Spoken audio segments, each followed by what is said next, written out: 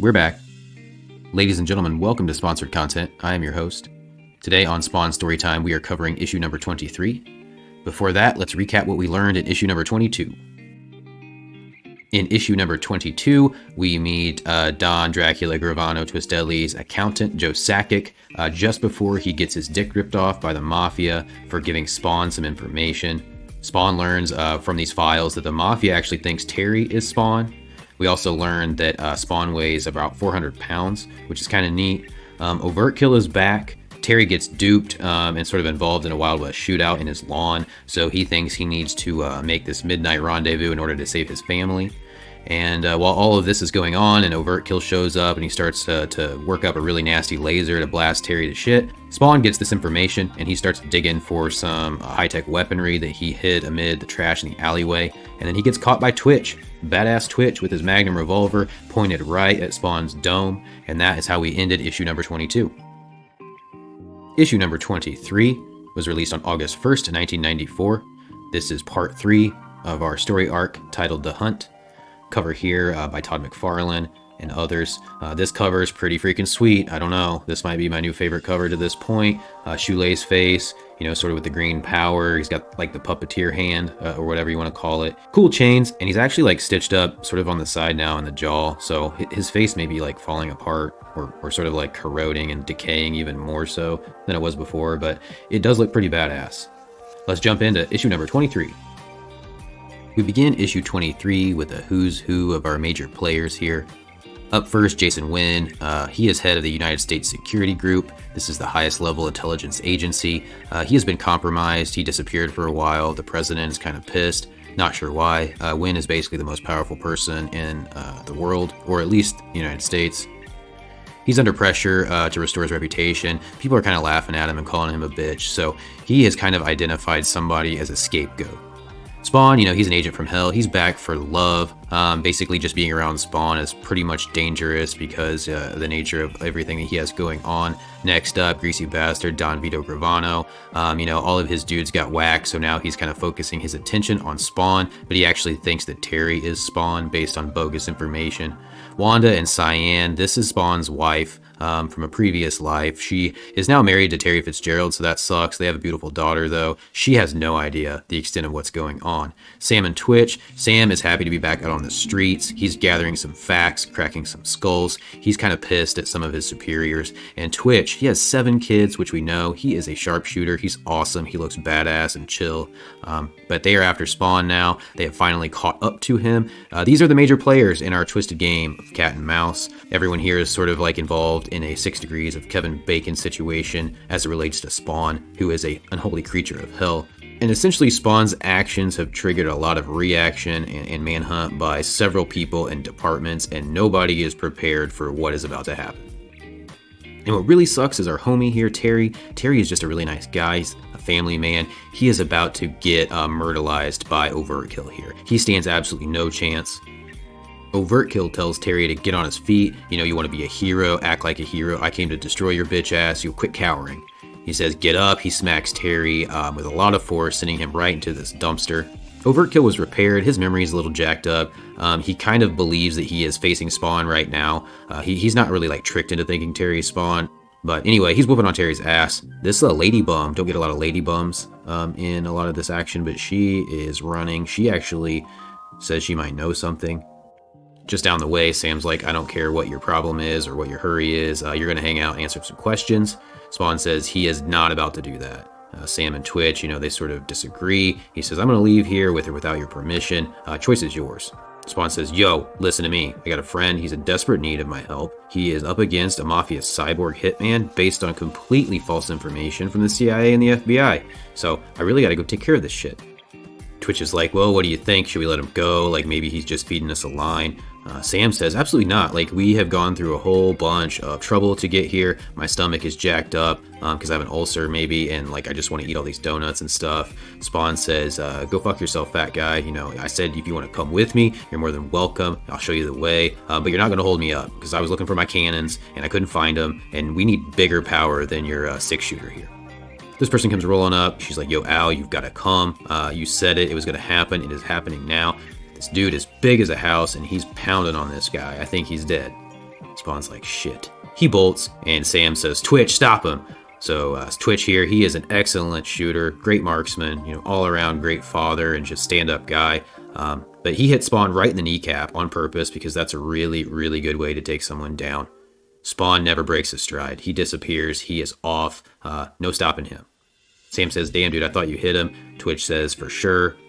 They're like, crap, I guess we got to get to running after Spawn again. Wanda and Granny Blake are chilling on the front porch here, maybe drinking some sweet tea or something. They're just kind of talking about Cyan, and Wanda's like, I hope you don't mind that we're like chilling here all the time. Granny Blake's like, of course not. I love you guys. I'm really glad you're here. And Granny says, I just really like visiting with people, and particularly chilling on my porch in this chair. And here we have Granny Blake reveal to Wanda that she actually had a meeting with Al, and that Al had come to visit her in issue number 12. Wanda's like, what the hell are you talking about? And Granny Blake says, he's an angel now. He was a little conflicted and troubled though. He asked about you, and he said he still loves you, of course. Wanda's like, how is this possible? And at this moment, her phone rings. She has a sweet old ass rotary phone here. That's really cool. She goes in to pick this up. And this person delivers some heart-wrenching news. She says, Wanda, this is Connie. You need to get your ass home. 2 dudes have been killed right on your front lawn. Their brains are everywhere, on your porch and shit. The police said Terry is the one responsible. Get your ass home. Back in front of Jason Wynn's gigantic ass window, his lackey is informing him that 2 FBI agents have been killed outside Terry Fitzgerald's house. They were there under false pretenses. This guy informs Mr. Wynn that the FBI operatives were killed by the mafia. Basically, they say Terry had no involvement in this situation, although his potential connections to the mob have yet to be determined. Jason Wynn is under a ton of political pressure from the White House and elsewhere. He wants to bring this case to a close. Even though Jason Wynn is a super powerful man and untouchable in several ways, sometimes his job is still in the balance. Anyway, he's aware that any misstep will cost him his career. He knows Terry has not been involved in anything at all, and that he is essentially responsible for the death of these 2 FBI agents. He weighs his options carefully, and he tells this guy to get to the neighbors, now. Back across town, Gravano's screaming, what were you thinking? And these guys are getting chastised for killing these FBI goons. He's like, look, you assholes, I told you to go there to get Terry to meet with Overkill. That was it, period. Now I got these dead FBI goons. I don't need that attention. I already got the cartel up my ass. He goes on to mention that he has enough problems already with a footnote that mentions Violator miniseries issue number 3. Gravano tells him to get back out there and make this shit go away. And he secretly hopes that Terry was dumb enough to rush right over for his rendezvous, in which he was. We see Terry continue to be slaughtered in the alleyway here by Overkill. Terry just can't do anything. He's barely alive. Overkill thinks he's Spawn, and he keeps just bashing away at him. And now, from dense shadows comes a crimson blur. Spawn leaps through and he grabs Terry away from Overkill, jumping across in this epic shot, touching down 20 feet away, knee-deep in refuse, garbage, and human waste. Spawn says, stay here, I'm gonna handle this. Terry's like, no. Overkill starts to work up a really cool pinkish power in his laser eye. He says, you're a dead man. Terry bolts. He's barely able to do so, but he splits because he still believes the Mafia has his wife and child. And Terry's fast, but he's not this fast, so Overkill blasts a stream of pink laser power right down at Terry. Spawn screams out, Terry, no! As we see again, before Spawn can think or move, his cape snaps into action, preventing this pink laser blast from hitting Terry. This is the first time that Spawn's cape has sort of reacted in a way to save someone other than its host. Spawn grabs this 2x4, he thinks this will do. He smacks Overkill right in the face, nice how do you do. Overkill maybe now recognizes that Spawn is his actual target, and we see Sam and Twitch roll up, sort of out of breath. Sam's like, cripes, what the hell is going on here? Twitch says he doesn't know. Sam and Twitch realize now that Spawn was basically telling the truth, that he was trying to save someone, and now they got this big-ass cyborg problem to deal with as well. They say they don't really have a lot of time to deal with this, they need answers right now, and they're not going to get them if this big-ass dude keeps wailing away, so they need to end this battle. Twitch lights him up, probably 6 rounds of a .44 Magnum or better. This does nothing. Tires screech and a taxi. Wanda jumps out. She forgets to pay her fare. There's a ton of news crews and paparazzi basically on her lawn because of these dead goons. All these microphones are in her face. She's assaulted with questions. She doesn't even know what's going on. She finds a police officer. He says, this does not look good. We need you downtown. And we can't find your husband. He's basically a suspect And now Wanda is just distraught. She says, no, please, not Terry. It can't be Terry. She runs to her neighbors looking for witnesses. No one will help. Everyone turns away. They all either have their own dirt or problems, and Gravano has sent his goons there. They have taken care of this in regular mafia style, so Wanda has no help and no eyes. Wanda then falls to her knees, sobbing. She never wanted to admit this to herself, but she knew this day would come. She is a widow once over. She started a relationship with this guy who's basically in the same line of work. She thought everything would be gravy. That is not the case. Her illusion is shattered. She has the same shit basically happening in a way again. Meanwhile, Terry stops in the alleyway. He realizes maybe he'll just actually try to help out Spawn since he was just saved by him. With all the strength he can possibly muster, he shoves himself into this dumpster, pushing it down the alley, trying to build momentum. It's just enough to topple this 1,200-pound cyborg that was already kind of off balance fighting Spawn. This does very little to Overkill. He's like, you're a jackass, were you just trying to hang out with your friend? He tosses them both. Sam says, what are you doing, Twitch? You've already tried to shoot this bastard, and that didn't do anything at all. Twitch is an amazing marksman though. He's basically like a street sniper, so he's just waiting for an opportunity. Overkill is tussling about.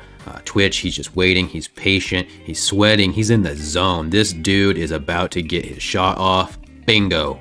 Blammo. He hits Overkill right in the fucking ear hole, and he had hoped to cause some disruption, and he does. The result was totally unexpected, however, and Overkill just turns around, walks away, rapping about Youngblood, Bad Rock, Youngblood, Bad Rock, Bad Rock. He has a new directive. And finally, Sam and Twitch, they're standing here, taking this all in.